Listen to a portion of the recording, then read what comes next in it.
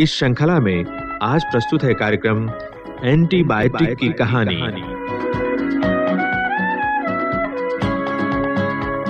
तनु माँ के साथ छुट्टियों में अपने नाना जी के घर आई हुई है। वो नाना जी के साथ रोज सैर सपाटा मौज मस्ती करती है। बूढ़े नाना जी तनु के आने से जैसे तनु जितने छोटे ही हो गए हों। वैसे वो शहर के जाने माने डॉक्टर हैं, अब रिटायर हो चुके हैं और घर पर ही सुबह शाम रोगियों को देखते हैं। आज तनु नाना जी से कुछ रूठी हुई है। नाना जी, मैं घर वापस जा रही हूँ। क्यों? अरे भाई, अभी तो तुम्हारी बहुत सारी छुट्टियां बाकी हैं, फिर इतनी जल्दी क्यों? मैं आपसे नाराज हूँ। ओह, तो तनु अपने नाना से नाराज है।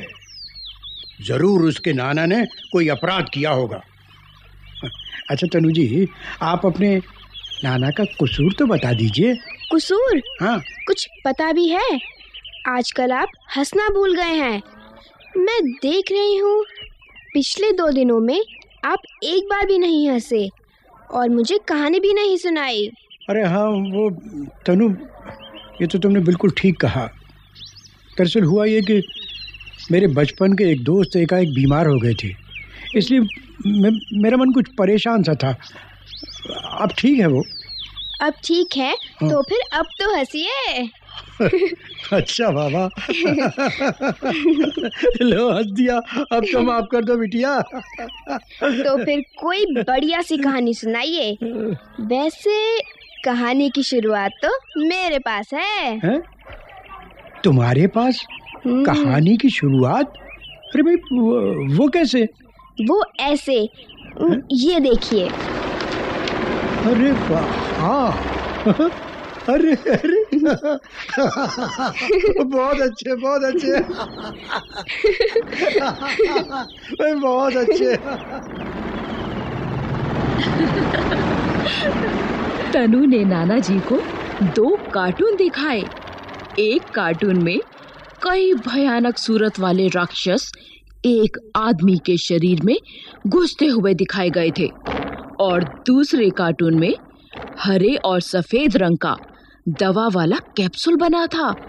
कैप्सूल में से कई तलवारें बाहर निकली हुई थी और आदमी ने कैप्सूल को हाथ में लिया हुआ था और पता है, उसका शीर्षक था, इसे खाते ही रोगाणुओं का सफाया हो जाएगा, सबसे प्रभावशाली एंटीबायोटिक। ये देखकर तनु और नाना जी दोनों हंसने लगे। नाना जी, बेटा जी, शरीर में घुसे राक्षसों को ये तलवार वाला कैप्सूल कैसे मारता है, ये तो बताइए। तो बिटिया, आज बात यहीं से शुरू करते हैं। जी। दरअसल आदमी के शरीर में घुसने वाले ये राक्षस हैं बैक्टीरिया, यानी रोगाणु, जो मनुष्य को बीमार करते हैं। अच्छा। और ये तलवारों वाला कैप्सूल जी, ये वो एंटीबायोटिक दवा है जो शरीर में जाकर रोगाणुओं को नष्ट कर देती है। हो। हाँ, लगता है ये कहानी मजेदार होगी। मजेदार? अरे बहुत मजेदार है। अच्छा तो बेटा, आज मैं एंटीबायोटिक के आविष्कार की ही कहानी सुनाता हूँ तुम्हें। बेटी, बात बहुत पुरानी है। जी। लंदन के सेंट मेरी अस्पताल की जीवाणु अनुसंधानशाला में डॉक्टर अलेक्जेंडर फ्लेमिंग फ्लू बुखार के रोगाणुओं पर शोध कर रहे थे। जी। खास तौर से तैयार की गई तश्तरियों में घातक रोगाणुओं को पनपने के लिए न्यूट्रिएंट के बीज छोड़ दिया गया था। जी। उन विशेष तश्तरियों को पेट्री डिश कहा जाता था। क्या कहा जाता था? Petri dish. शाबाश बेटी। तो अपनी प्रयोगशाला का काम करके डॉक्टर फ्लेमिंग घर चले गए।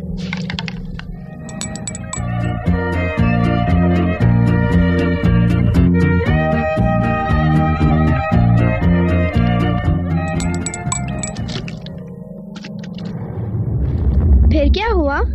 एक पेट्री डिश में हवा बाहर से सूक्ष्म जीवाणुओं को ले आई। उन्हें बेटा तुम बिन बुलाए मेहमान भी कह सकती हो। तो बेटा वहाँ पहले से ही मौजूद रोगाणुओं के बीच वो भी अपनी संख्या बढ़ाने लगा। तब तो दोनों के बीच बहुत लड़ाई हुई होगी। अरे उस नए जीवाणु ने अपनी रक्षा के लिए एक द्रव छोड़ना शुरू कर दिया। हाँ, उस द्रव के प्रभाव से पेट्री डिश में पहले से ही मौजूद रोगाणु समाप्त होने लगे। अच्छा। और उन मेहमान जीवाणु का कुछ नहीं बिगाड़ सके। उनकी संख्या फिर रोक टोक बढ़ती गई। फिर क्या हुआ? हाँ, फिर क्या हुआ? फिर बेटा दूसरे दिन डॉक्टर फ्लेमिंग प्रयोगशाला में आए और उन्होंने देखा पेट्री डिश पर गोलाकार हरा हरा सा कुछ फैला हुआ है।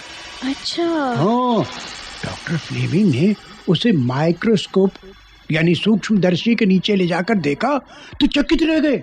अच्छा। हाँ, उन्होंने जिन रोगाणुओं को पनपने के लिए छोड़ा था ना जी, वो मनुष्य के लिए घातक थे। किंतु मेहमान सूक्ष्म जीवाणुओं द्वारा छोड़े गए एक्सट्रैक्ट यानी द्रव ने उन रोगाणुओं को सफाया कर दिया था। अरे वाह। लेकिन वो हरा हरा क्या था नाना जी? फफूंदी थी बेटा। अच्छा। वैसी जैसी वो बासी डबल रोटी पर लग जाया करती है कि नहीं? हाँ। तो डॉक्टर फ्लेमिंग सोचने लगे अगर उस घातक रोगाणु से पीड़ित व्यक्ति को ये द्रव दिया जा सके तो उसे मौत से बचाया जा सकेगा। अच्छा। हाँ, उस फफूंदी का वैज्ञानिक नाम पेनिसिलियम नोटिटम है। क्या है? पेनिसिलियम। हाँ, शाबाश बेटा। इसीलिए डॉक्टर फ्लेमिंग ने उसे पेनिसिलिन नाम दिया। उन्होंने इस प्रयोग को प्रयोगशाला में कई बार दोहराया। अच्छा। हर बार फफूंदी से निकला द्रव रोगाणुओं को समाप्त करने में सफल रहा। ये तो चमत्कार ही हो गया। हाँ बेटा, संयोगवश हुई इस खोज को चमत्कार कहा जा सकता है। पर अभी पूरी सफलता दूर थी बेटा। इसके बाद भी दूर क्यों नाना जी? बेटा अभी सबसे जरूरी काम तो बाकी था, उस द्रव को अलग करना ताकि उसे रोगियों को दिया जा सके। लेकिन बेटा डॉक्टर फ्लेमिंग उस रोगाणु नाशक द्रव को अलग करने में सफल नहीं हो सके। तो फिर बात कैसे बनी? बात बेटा कुछ ऐसे बनी कि डॉक्टर फ्लेमिंग ने अपनी खोज का विवरण प्रकाशित करा दिया। अच्छा। हाँ, फिर अन्य वैज्ञानिक भी इस खोज में लग गए। हाँ, और लगभग 10 साल बाद 2 वैज्ञानिक डॉक्टर फ्लेमिंग का काम पूरा करने में सफल हुए। हाँ, और पता है ये वैज्ञानिक कौन थे? डॉक्टर हार्वर्ड फ्लोरे और डॉक्टर अर्नेस्ट चेन। अच्छा, डॉक्टर हार्वर्ड फ्लोरे और डॉक्टर अर्नेस्ट चेन। हाँ बेटा, फिर तो पेनिसिलिन का उत्पादन बड़े पैमाने पर शुरू हो गया। और दूसरे महायुद्ध में पेनिसिलिन ने हजारों बीमारों के प्राणों की रक्षा की। अच्छा। हाँ, और फिर इन तीनों यानी डॉक्टर फ्लेमिंग, डॉक्टर फ्लोरे और डॉक्टर चेन को इस मानव कल्याणकारी खोज के लिए सन 1945 में नोबेल पुरस्कार से सम्मानित किया गया। अच्छा। हाँ बेटी, लेकिन बेटा पेनिसिलिन तो सब रोगाणुओं को नहीं मार सकती थी ना जी, इसलिए इसके बाद वैज्ञानिकों ने अनेक एंटीबायोटिक दवाएं खोज निकाली। जैसे टेट्रासाइक्लिन जी, स्ट्रेप्टोमाइसिन है, एरिथ्रोमाइसिन है, बस ऐसे ही कई दवाएं। नाना जी बेटा, इन्हें एंटीबायोटिक क्यों कहा जाता है? बहुत अच्छा प्रश्न पूछा है तनु तूने। देख, एक जीवाणु द्वारा दूसरे जीवाणु को मारने की क्रिया को एंटीबायोसिस कहा जाता है। उसी से एंटीबायोटिक नाम पड़ा बेटा। तब तो एंटीबायोटिक दवाइयों को रामबाण दवा कहना चाहिए। बिल्कुल बिल्कुल। देखो बेटा, ये दवाएं प्रभावशाली तो हैं, पर हर रोग के लिए नहीं।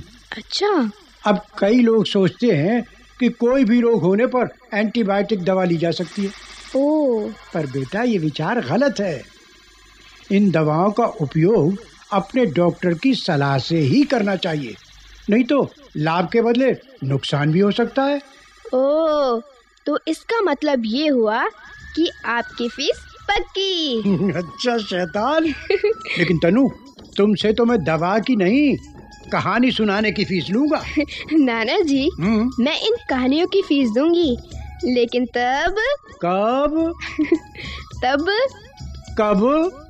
जब मैं बड़ी होकर खुद डॉक्टर बनूंगी। अरे वाह वाह वाह, शाबाश मेरी बच्ची, जीती रहे जीती रहे।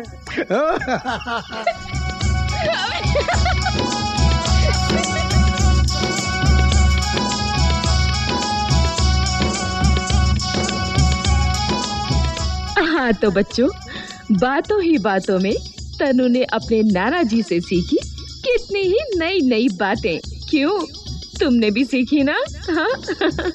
तो भाई इसके बारे में अपने साथियों से भी चर्चा करना।